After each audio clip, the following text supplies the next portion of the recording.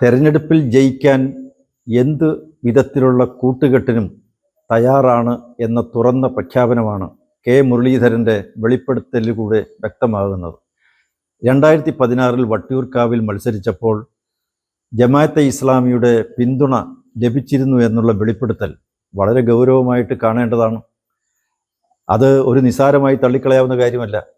സംശുദ്ധ രാഷ്ട്രീയത്തിൻ്റെയും ആദർശ രാഷ്ട്രീയത്തിൻ്റെയും മതേതര സാംസ്കാരിക മൂല്യങ്ങൾ ഉയർത്തിപ്പിടിക്കുന്ന വക്താവ് ആണ് തങ്ങളെന്നുള്ള അവകാശവാദത്തിൻ്റെയും ഒക്കെ പിൻബലത്തിലാണ് തിരഞ്ഞെടുപ്പിൽ മത്സരിച്ചത്.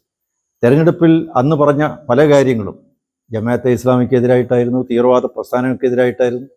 പക്ഷേ ഒന്ന് എതിരായിട്ട് വലിയ പബ്ലിക് പ്ലാറ്റ്ഫോമിൽ നിന്ന് പ്രസംഗിക്കും.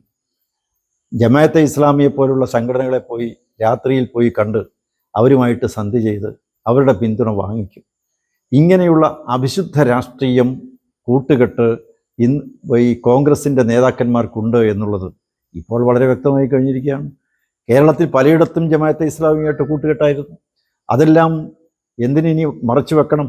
ഇന്ന് തുറന്നു പറഞ്ഞേ മതിയാവുകയുള്ളൂ. ജനങ്ങളിത് മനസ്സിലാക്കുക. ഈ വർഗീയ രാഷ്ട്രീയത്തെ താലോലിച്ചുകൊണ്ട് പ്രീണിപ്പിച്ചുകൊണ്ട് മാത്രമേ ഇവിടെ കോൺഗ്രസ്സിന് നിലനിൽക്കാൻ കഴിയുകയുള്ളൂ എന്നുള്ള യാഥാർത്ഥ്യത്തിലേക്കാണ് ഈ കെ മുരളീധരൻ്റെ വെളിപ്പെടുത്തൽ വ്യക്തമാകുന്നു. വി ഡി സതീശൻ ഇതേക്കുറിച്ച് എന്ത് പറയുന്നു? കെ സുധാകരൻ എന്ത് പറയുന്നു? അവരൊക്കെ വ്യക്തമാക്കട്ടെ. കോൺഗ്രസ്സിന് ഇത് സംബന്ധിച്ച് എന്ത് പറയാനുണ്ട്? അവർക്ക് ഇവിടുത്തെ വർഗീയ ശക്തികളുമായി തീവ്രവാദ പ്രസ്ഥാനങ്ങളുമായി ബന്ധമുണ്ടോ?